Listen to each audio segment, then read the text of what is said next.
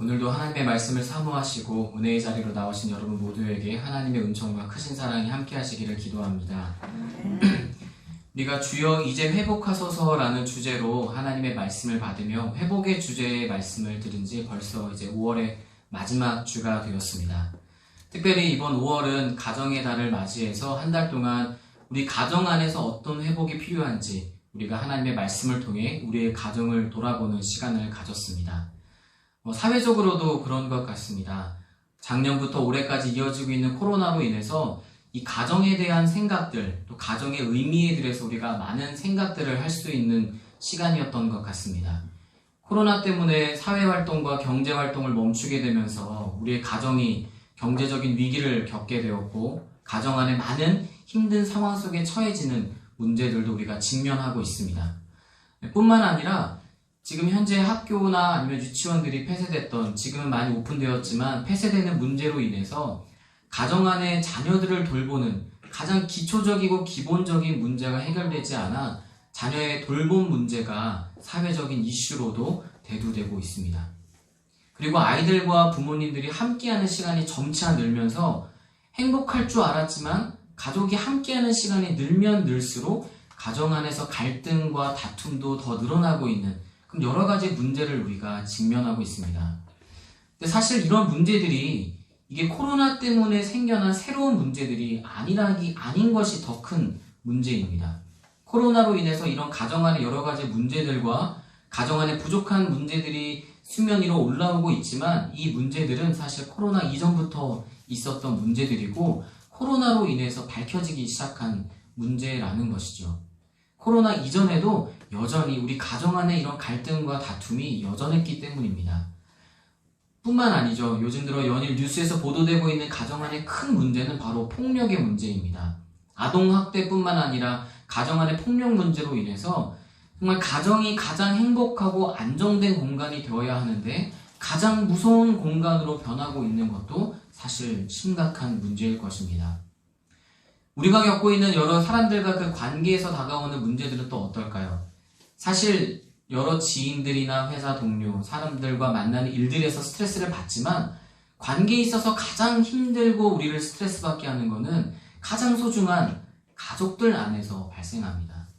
그만큼 가장 편하고 좋은 사람이어야 되는 곳이 가정이지만 힘들게 하고 지치게 하는 공간 또한 가정이라고 하는 큰 문제가 이제 사회적 문제로 대두되고 있습니다. 이런 상황 속에 회복에 대한 메시지를 듣고 있는 올 한 해 가정의 회복은 정말 중요한 메시지인 것입니다. 그런 의미에서 오늘 예수 그리스도께서 우리에게 어떻게 가정에 대해서 말씀하고 계시는지를 함께 나누면서 가정의 진정한 의미와 가정 안에서 우리는 어떤 모습과 마음으로 살아가야 하는지 함께 나누는 시간, 그리고 이를 통해 가정 안에 회복의 역사가 일어나는 시간 되기를 원합니다. 오늘 우리가 함께 읽었던 본문 요한복음 19장 말씀은 예수 그리스도께서 살아 생전에 십자가상에서 마지막으로 하셨던 가상 7원 중에 하나입니다. 이 가정의 회복에 대해서 메시지를 나누고자 하는데 왜 예수님의 십자가 사건을 말할까? 특히 예수님의 마지막 죽음의 모습을 왜 함께 나눌까라고 생각하실 수 있습니다. 그만큼 이 십자가상에서 하셨던 이 7문장은 예수님께서 우리에게 다양한 메시지와 심도 있고 아주 깊이 있는 이유를 가지고 말씀하신 부분들이기 때문입니다. 이 십자가상에서 하셨던 말씀 가상 7원은 예수님께서 십자가에 달려 죽으시는 이 절체절명의 이 중요한 순간, 예수 그리스도의 사역의 정점이라 할 수 있는 이 십자가가 가지고 있는 중요한 메시지를 압축하고 있습니다. 그래서 구약의 말씀들을 인용하시거나 구약의 예언들을 성취하는 행동들을 통해 지금 예수님이 달리시는 이 십자가 사건은 단순히 죽음의 사건이 아니라 우리에게 구속과 대속의 사건, 예수가 그리스도 곧 메시아 되심을 나타내기 위한 중요한 사건을 증명하기 위한 말들로 사용되고 있습니다. 그런데 참 재밌는 것은 이 7의 문장들 중에 오늘 우리가 읽었던 이 요한복음 19장 25절과 26절에 나오는 이 단 2마디만 유일하게 구약의 말씀을 인용하지 않으시고 구약의 예언을 성취하는 행동이 아니라는 것입니다. 그 그 말씀은 바로 여자여 보소서 아들이니이다. 그리고 요한에게 하셨던 사랑하는 어머니라. 이 말씀입니다. 이 두 마디만큼은 십자가상에서 하셨던 말씀 중에 유일하게 구약의 말씀을 인용하지 않은 말씀이었습니다. 그러면 예수님은 마지막 죽기 전에 자신의 육신의 어머니가 걱정됐기 때문에 그저 제자에게 예수님을 부탁하기 위해서, 마리아를 부탁하기 위해서 하셨던 말씀일까요? 그렇지 않을 겁니다. 한번 우리가 상상해보면 예수님은 분명한 의도를 가지고 이 십자가상에서 이 말씀을 하셨음을 알 수가 있습니다. 예수님이 만약 마리아, 자신의 육신의 어머니가 걱정되었다면 이 십자가가 아니라 오히려 최후의 만찬이라고 하고 있던 이 겟세마네 사건 전에 더 안정적이고 더 많은 대화를 나눌 수 있었던 그때에 제자들의 발을 씻기며 충분히 요한에게 어머니를 부탁할 수 있었을 겁니다. 마찬가지로 어머니 마리아를 만났을 때도 십자가상에서 자신이 죽을 것을 몇 번이나 말씀하셨습니다. 그때 나는 이제 죽게 될 것이니 내 제자가 당신을 보살필 것입니다 라고 충분히 말씀하실 수 있으셨죠. 그러나 예수님은 그 전까지 한 번도 그런 말씀을 하지 않으시다가 마지막 이 십자가에서 죽음을 앞두시고 구약의 말씀을 인용하시거나 성취하셨던 이 말씀들 사이에 이것을 넣어서 말씀하시는 겁니다. 여자여 보소서 아들이니이다. 보라 내 어머니라. 다분한 의도와 목적을 가지고 십자가 상에서 그 죽음을 앞두고 예수님이 이 말씀을 하셨음을 우리는 알 수 있습니다. 그렇다면 예수님은 왜 하필 이 죽음의 순간 앞에서, 왜 십자가 상에서, 십자가에 달린 상태에서 이 말씀을 하셨을까요? 우리가 오늘 이 답을 찾아가면서 가정의 의미를 알아가고자 합니다. 십자가상에서 예수님이 이 가정에 대해서 말씀하신 목적을 십자가에서 시작되어지는 또 다른 공동체를 통해 우리는 그 답을 알 수가 있습니다. 십자가에서 시작되고 있는 공동체는 바로 교회입니다. 20세기의 위대한 신학자라고 일컬어지고 있는 유리겐 몰트만이라고 하는 신학자가 있습니다. 이 신학자는 교회는 십자가 아래에서 시작된다라고 말했습니다. 이 말의 의미는 교회의 방향성이 곧 십자가이고 교회의 정체성이 곧 십자가라는 것을 말하는 겁니다. 그래서 십자가에서 이 교회가 시작되었다라고 말을 하고 있는 것이죠. 그래서 교회에 대해서 말하고 있는 성경 본문을 읽어보면 교회에 대한 이야기와 반드시 십자가에 대한 이야기가 함께 병행돼서 나타나고 고백됩니다. 교회에 대해서 가장 잘 설명하고 있는 교회론의 중심이 되고 있는 본문이 에베소서 2장입니다. 에베소서 전체가 교회에 대해서 말하고 있지만 그 중에서도 2장이 가장 집중적으로 교회에 대해서 말하고 있는데 이 2장 말씀을 통해서 교회와 십자가의 의미를 알 수 있고 또 그 안에 어떤 가정의 의미가 있는지 우리가 알 수 있습니다. 예수님께서 왜 십자가상에서 가정에 대해서 말씀하셨는지 에베소서 말씀을 통해서 우리가 그 답을 찾아가 보도록 하겠습니다. 에베소서 2장 14절에서 18절 말씀을 함께 읽어보도록 하겠습니다. 에베소서 2장 14절에서 18절입니다.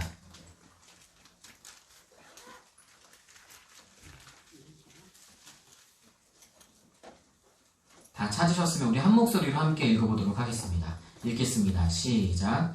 그는 우리의 화평이신지라 둘로 하나를 만드사 원수된 것 곧 중간에 막힌 담을 자기 육체로 허시고 법정으로 된 계명의 율법을 폐하셨으니 이는 이 둘로 자기 안에서 한 새 사람을 지어 화평하게 하시고 또 십자가로 이 둘을 한 몸으로 하나님과 화목하게 하려 하심이라. 원수된 것을 십자가로 소멸하시고 또 오셔서 먼데 있는 너희에게 평안을 전하시고 가까운 데 있는 자들에게 평안을 전하셨으니 이는 그로 말미암아 우리 둘이 한 성령 안에서 아버지께 나아감을 얻게 하려 하심이라. 아멘. 교회에 대해서 이야기하는데 이 본문을 읽어보면 십자가가 중심이 되고 있습니다. 이 이야기들 14절부터 18절 교회에 대해서 가장 교회에 대해서 정의를 잘 내리고 있다고 하고 있는 에베소서 2장이 말하고 있는 이 교회의 공동체성은 바로 십자가라는 것입니다.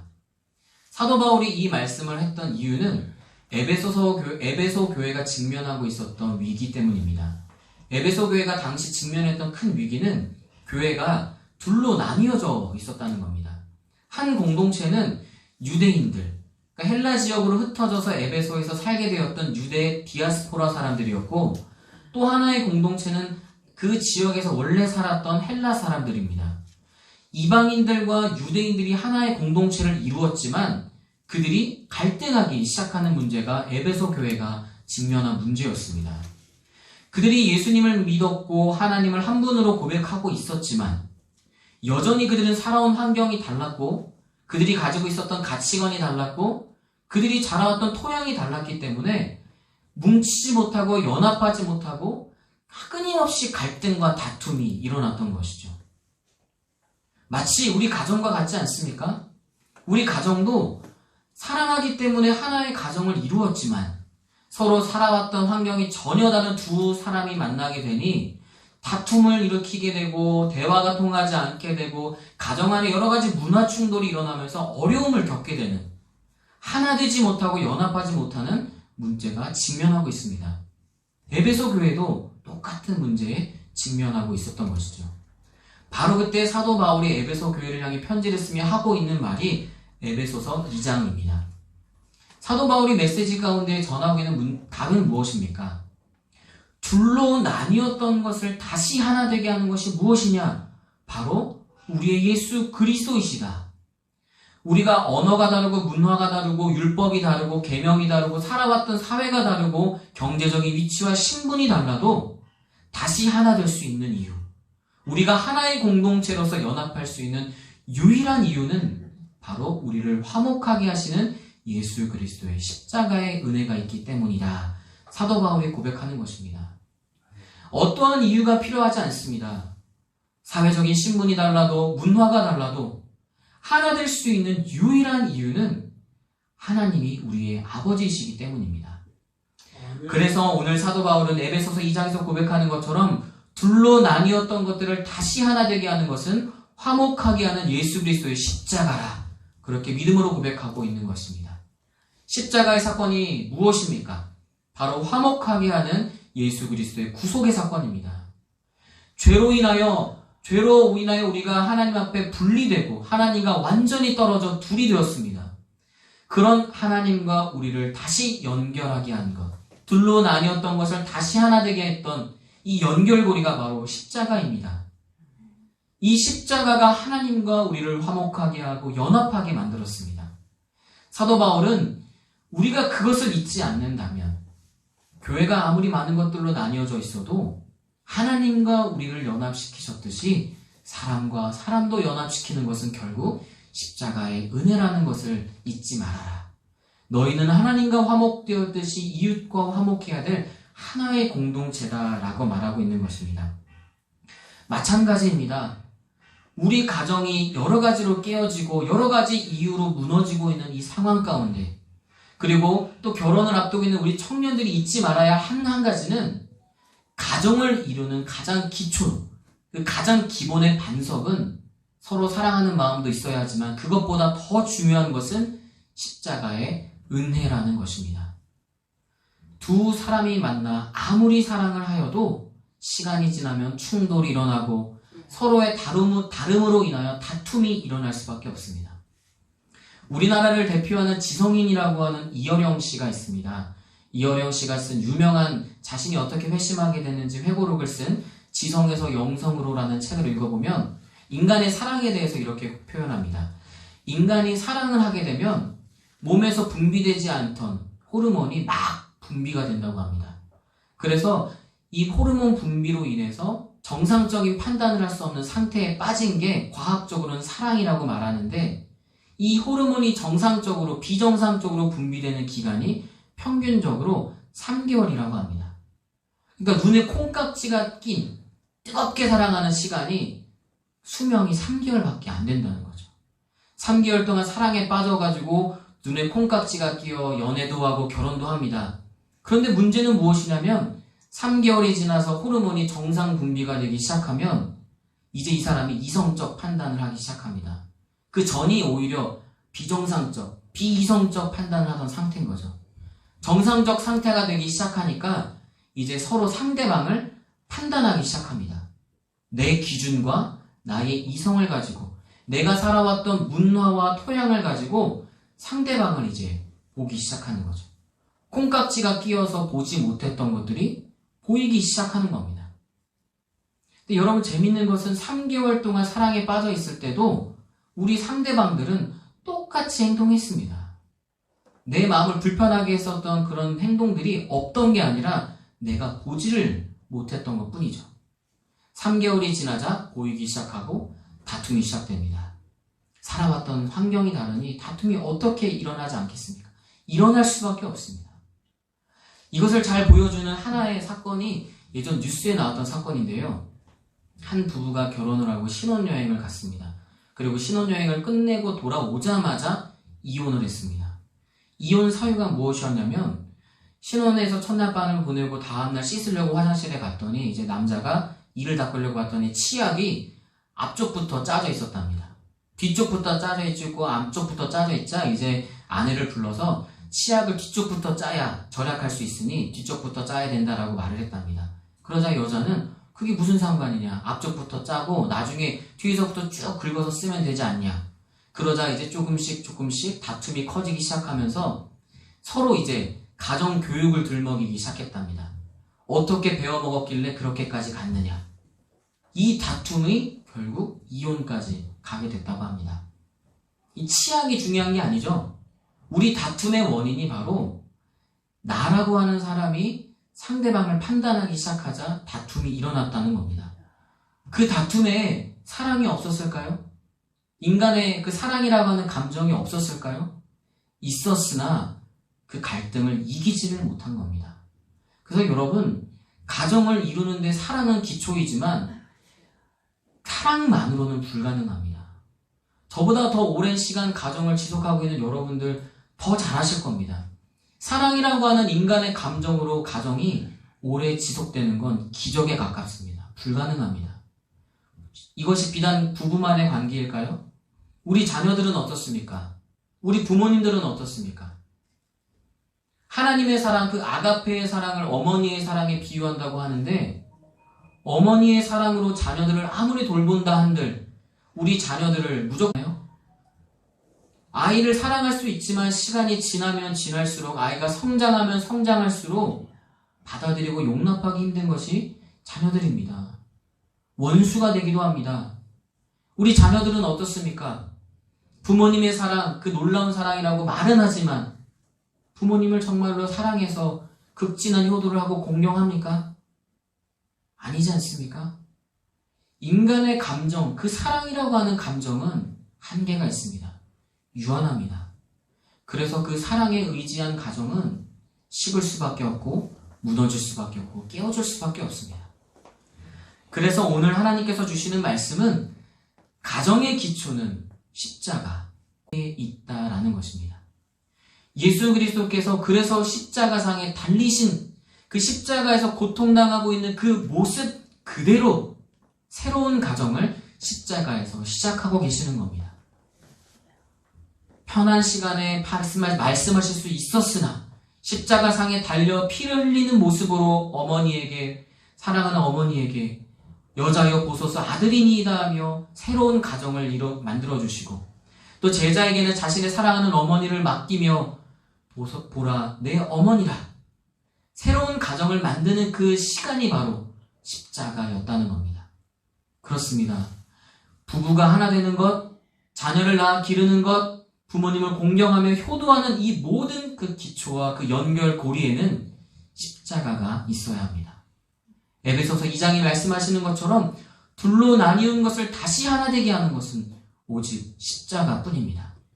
이 십자가의 은혜에 기초하는 가정만이 지속될 수 있고 무너지지 않고 어떤 풍파가 몰아쳐도 반석 위에 세운 집처럼 든든히 서 나아갈 수 있는 것입니다.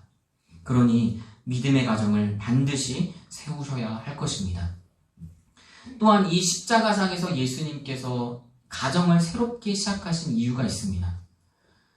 십자가로 하나 되어지는 그 가정, 그것은 곧 은혜로 같이 기초가 되어진 가정을 말합니다.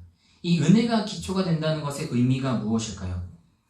에베소서는 아까 말씀드렸듯이 교회 공동체에 대한 이야기를 다룬다고 했습니다. 그리고 동시에 이 교회 공동체는 곧 가정이기 때문에 가정에 대한 이야기이기도 합니다. 에베소서에서 가장 많이 사용하고 있는 단어가 은혜입니다. 은혜.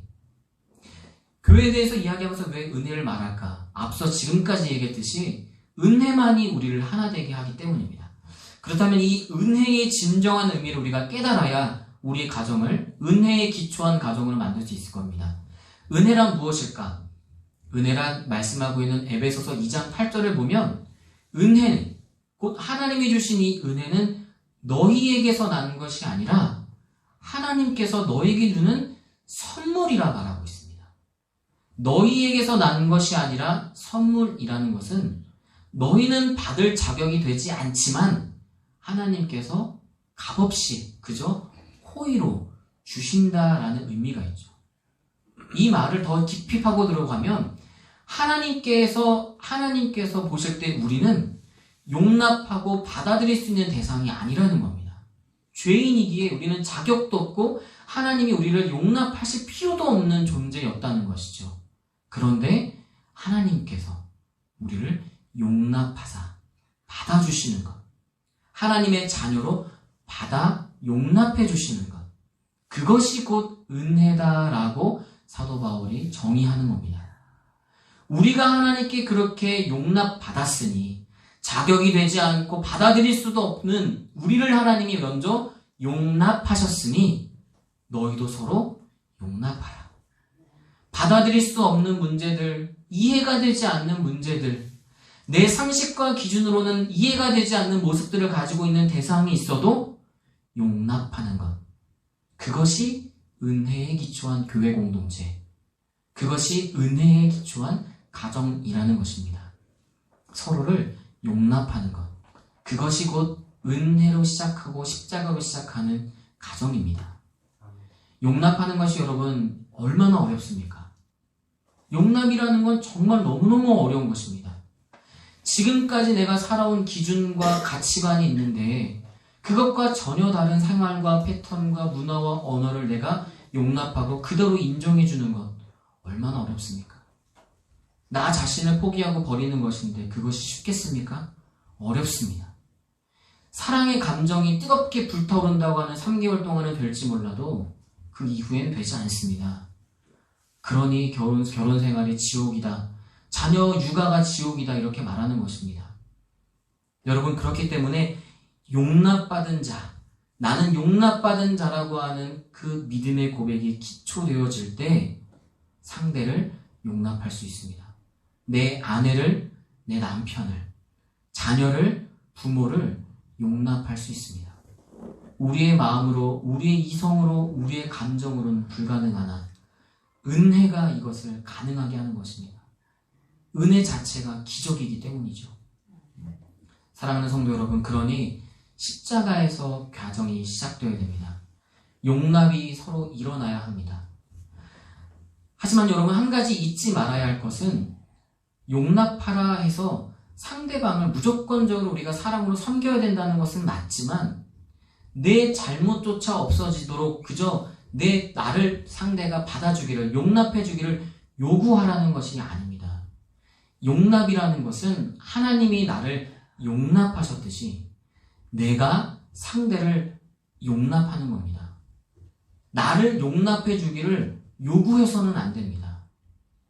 가정 안에 문화 충돌이나 여러 가지 가치관의 충돌로 인했을 때는 서로 용납하는 것이 훈련을 통해 될 수 있지만 가정 안에 어떤 큰 잘못을 하는 경우에 정말 실수나 잘못을 인해서 서로에게 상처와 아픔을 준 경우에는 용납은 내가 요구하는 게 아니라 상대가 용납할 수 있도록 나에게 회개가 반드시 선행되어야 되는 것을 의미합니다.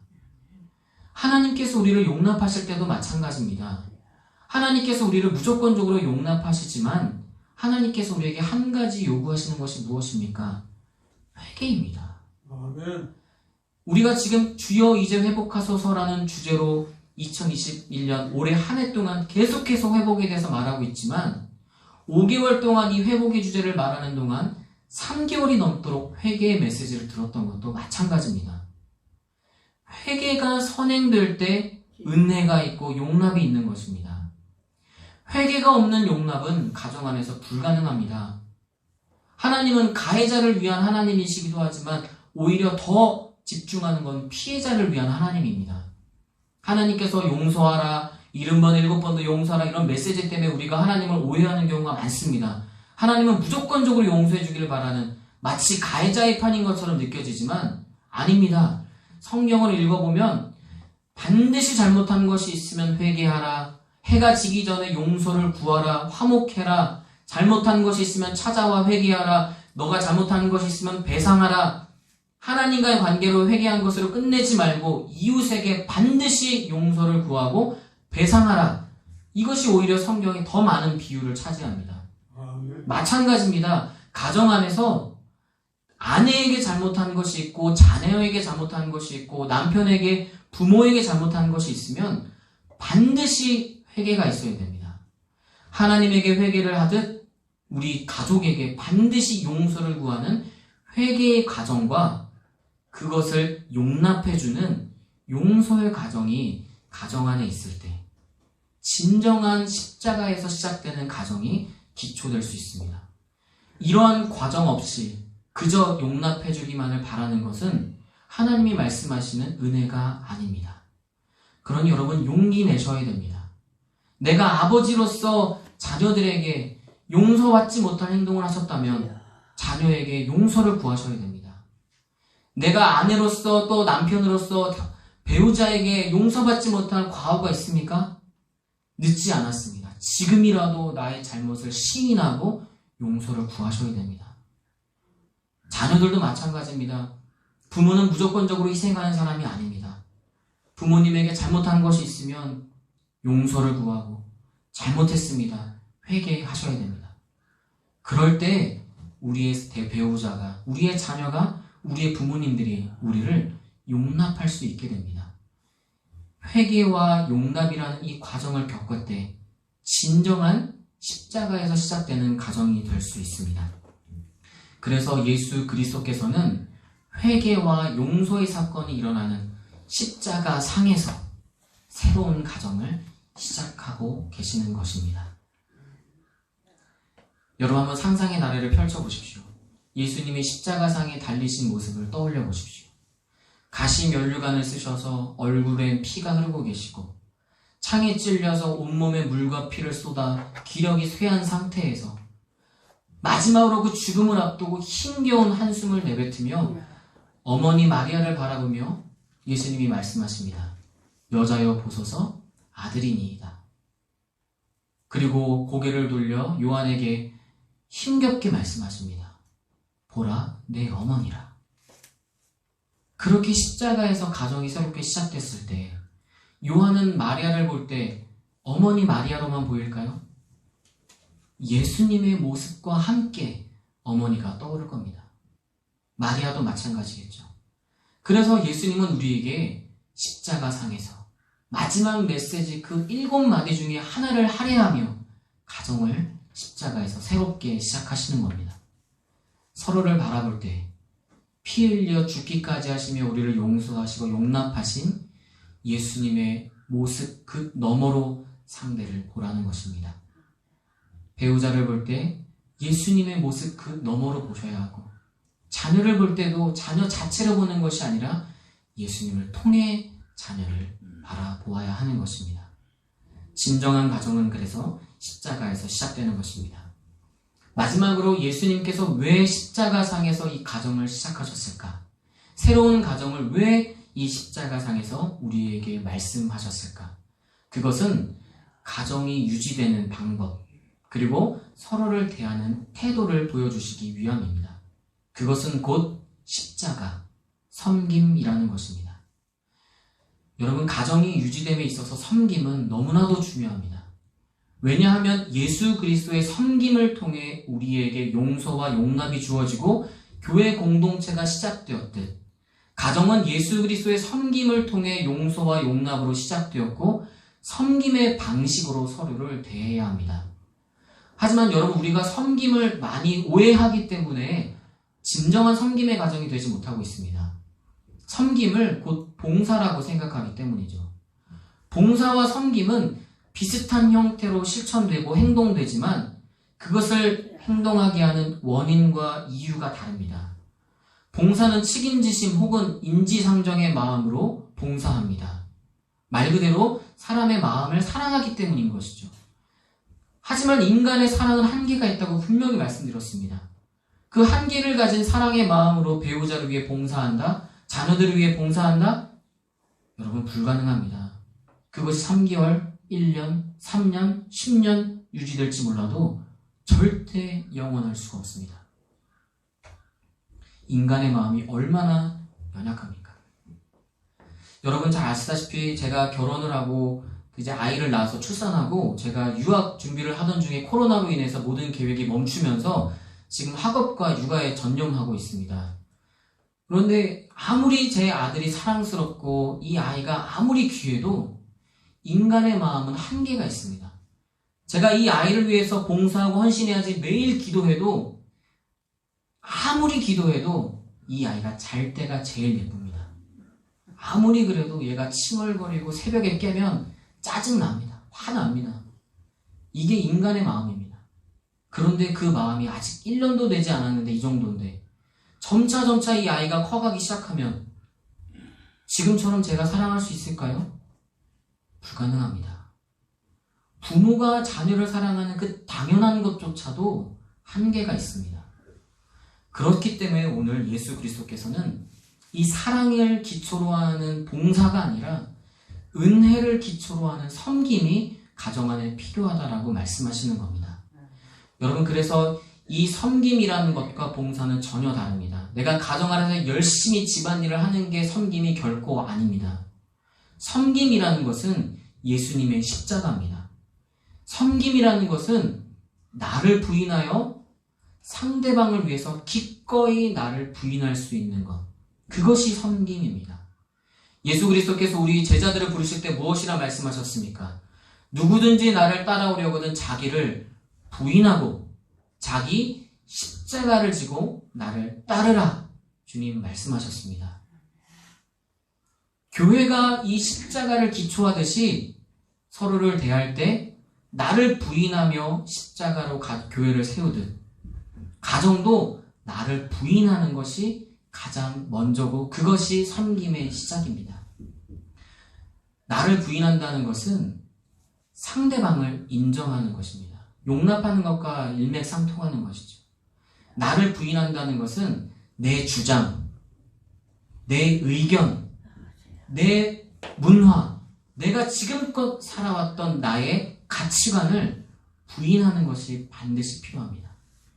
종이 주인을 섬기는 것은 섬김일 때 주인의 의견, 주인의 마음에 맞추지 자신이 스스로 판단하지 않습니다. 우리 믿는 자들이 하나님을 섬긴다 할 때도 마찬가지죠. 하나님의 뜻에 우리를 맞추지 내 뜻에 하나님을 맞추지 않습니다. 가정을 섬긴다는 것도 마찬가지입니다.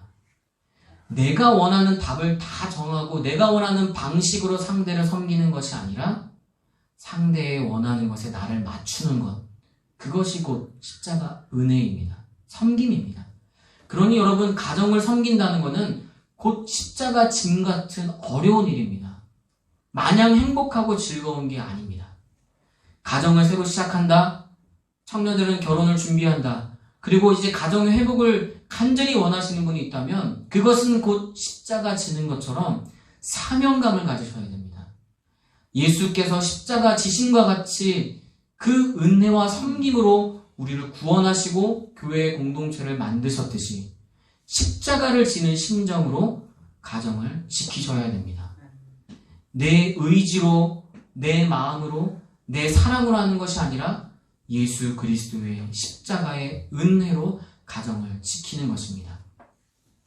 가정 안에서 여러 가지 봉사의 행동들, 집안일을 하고 청소와 빨래, 음식을 하고 설거지를 하고 집안의 모든 일들을 할 때도 봉사의 마음과 내가 사랑하는 마음으로 하는 것도 중요하지만 더 중요한 것은 죽게 하라 하였던 그 말씀처럼 내가 섬기는 것입니다. 예수님의 마음으로 섬기는 것, 나를 부인하는 것, 그것이 곧 섬김입니다. 이 섬김이 없는 봉사는 상대방에게 또한 섬김과 봉사를 요구하게 됩니다. 내가 너한테 어떻게까지 했는데, 우리가 부부싸움 할 때 늘 하는 말 아닙니까? 내가 어떻게 했는데 네가 나한테 이럴 수 있어. 우리 자녀들에게 화내실 때 어떻게 했습니까? 엄마가 널 위해 어떻게 했는데 나한테 이럴 수 있니? 늘 하는 말 아닙니까? 나의 봉사가 낯이 나의 권리가 되어서 상대방에게도 봉사를 요구하게 되는 거죠. 기브 앤 테이크처럼. 내가 너에게 서비스를 주었으니 너도 나에게 돈을 줘야 된다. 마치 영업하는 것과 똑같습니다. 그것은 아닙니다. 가정은 섬김입니다. 섬김.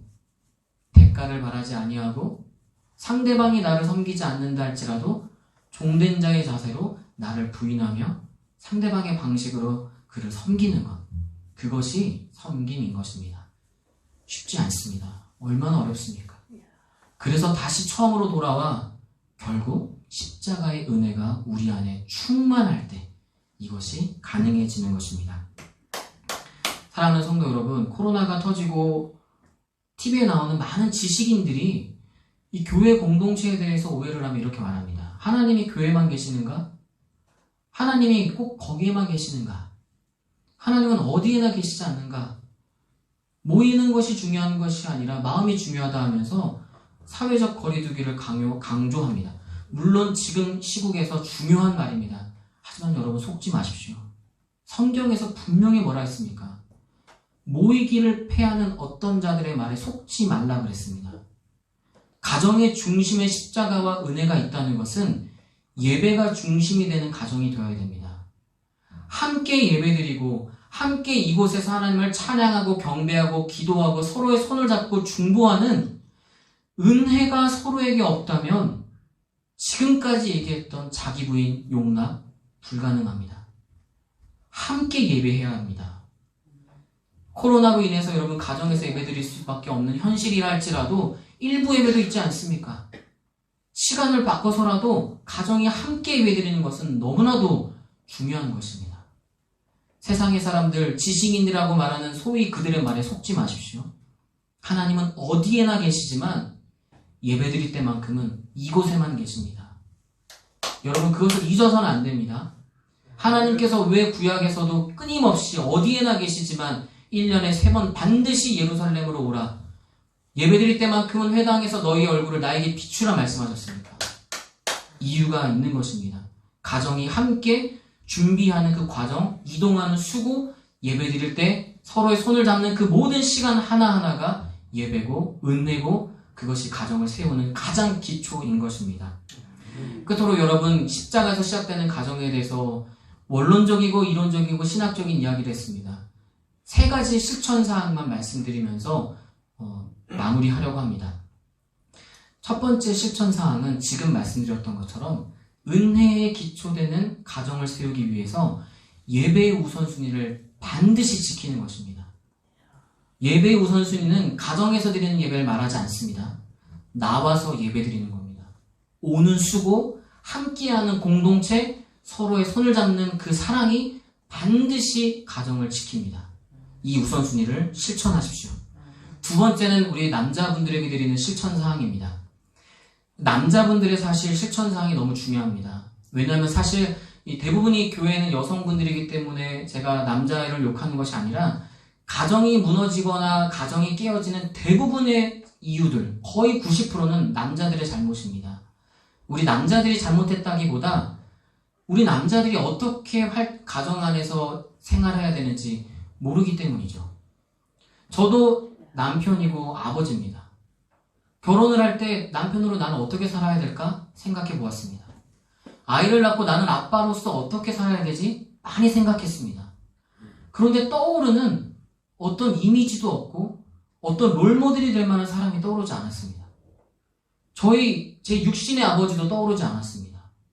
저희 아버지도 우리네 아버지들과 똑같았습니다. 가장의 역할은 경제력이다라고 생각하셔서 열심히 사셨고 열심히 돈을 버셨습니다. 집에서 얼굴 보기 힘들었고 어렸을 적 생각해보면 아버지는 밤늦게 퇴근하셨거나 술 취해서 오시는 모습밖에 생각나지 않습니다. 하지만 아버지는 저한테 그렇게 늘 말씀하셨죠. 내가 일하는 이유는 너다. 하지만 제가 필요할 때 저희 아버지는 제 옆에 없었습니다. 저희 어머니가 남편을 필요로 할 때 저희 아버지는 없었습니다. 우리 아버지들이 그렇게 살았습니다. 그래서 지금 저와 같이 남편들이, 아버지들이 아빠의 역할이 무엇인지를 모릅니다. 본 적이 없기 때문이죠. 우리 아버지들의 아버지들이 그렇게 살았고 우리 한국 사회의 남자들이 그렇게 살았기 때문입니다. 근데 여러분, 이것은 심각한 문제입니다. 가정 안에서만의 문제가 아닙니다. 이것은 우리의 믿음을 저해시킵니다. 하나님 아버지라고 우리가 하나님을 부를 때 하나님 아버지에도 어떠한 느낌, 이미지가 떠오르지 않습니다. 아버지에 대한 이미지가 왜곡되어 있고 오염되어 있기 때문이죠. 근데 반대로 하나님의 사랑을 어머니의 사랑에 비유하는 가사들, 시들, 설교를 들으면 다 필요 없습니다. 우리 어머님이 이 말만 해도 눈물을 주룩주룩 흘립니다. 왜 그럴까요? 어머님의 사랑은 감각적으로, 감정적으로, 이미지로 우리가 갖고 있기 때문입니다. 그래서 우리 남편들, 남자들의 역할이 너무너무 중요합니다. 가정의 회복, 여러분의 자녀들이, 또 여러분의 자녀들의 그 다음 자녀들이 건강하고 십자가에 기초하는 가정을 세우기 위해선 지금 우리 남자들의 역할이 너무너무 중요한 것입니다. 서두가 길었지만 결국 우리 남편들이 해야 할 중요한 실천사항은 제가 늘 남편들에게 요구하는 것처럼 설거지를 하셔야 됩니다. 설거지는 내 일이다 생각하고 내가 해야 됩니다. 설거지를 여러분에게 늘 말씀드리는 이유는 집안일 중에 제일 쉽기 때문입니다. 청소 아무리 열심히 해도 잘못했다고 혼나고요. 음식 해본 적도 없는데 해봤자 맛도 없습니다. 그런데 설거지는 여러분 잘 하시잖아요. 군대에서 설거지 열심히 하셨고 깨끗하게 잘 하셨던 것처럼 설거지 뭐 특별한 기술이 필요합니까? 노력과 의지면 다 할 수 있습니다. 그런데 여러분, 이 설거지라고 하는 행동을 봉사의 마음이 아니라 섬김의 마음으로 내가 한다면 그것이 한 번, 두 번 쌓이다 보면 우리 배우자들이 남편을 볼 때 예수님 믿고 정말 달라졌구나, 정말 변했구나라는 생각을 하게 되고, 우리 자녀들이 아빠를 볼 때도 가정 안에서 우리 아빠의 모습은 밤늦게 퇴근하고 화만 내는 사람이 아니라 집에서 설거지하며 가정적인 아버지를 떠올리게 될 것입니다. 그리고 그런 우리 아이들은 하나님을 떠올리며 나 아버지라고 하는 나를 오버랩하게 되겠죠. 하나님의 아버지상이 다시 회복될 것입니다. 섬김의 실천으로 그러니 여러분 열심히 설거지 하시기 바랍니다. 네, 우리 여자분들만 아멘 하셨습니다. 남자분들 아멘 안 하셨지만 마스크에 가려져서 안 보인 거라고 생각하겠습니다. 마지막 세 번째 실천사항은 사실 우리 남자분들에게 요구한 것보다 더 어려운 실천사항입니다. 우리 여자분들에게 드리는 실천사항입니다. 용납을 실천하셔야 됩니다. 용납은 정말 어렵죠. 평생 살아오면서 왼수 같은 남편을 용납하는 것 얼마나 어렵습니까? 사랑하는 아들, 사랑하는 딸이라고 하지만 맨날 내 등골만 빨아먹는 것 같은 우리 자식들을 용납하는 것 결코 쉬운 일이 아닙니다. 엄마이기 때문에 어쩔 수 없이 하는 것과 용납하는 것은 다릅니다. 용납하셔야 됩니다. 마음에 들지 않아도 용납하시고 이해가 되지 않아도 용납하시고 하는 행동 하나하나가 다 어리석어 보여도 용납하셔야 됩니다.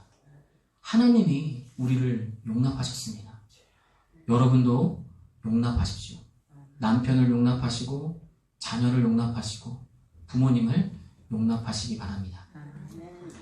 말씀을 마치면서 많은 이야기를 했지만 결국 여러분, 가정 안에서 가장 중요한 건 은혜입니다. 뭘 해야 될지 모르겠고 많은 이야기를 들었으나 뭘 말하는지 모르겠다면 십자가에 달려 피 흘리기까지 우리를 사랑하신 예수님을 떠올리며 그 사랑과 은혜로 가정을 지키고 회복하는 여러분들 되시기 바랍니다. 기도하겠습니다. 사랑하는 하나님 아버지, 은혜와 사랑에 감사드립니다.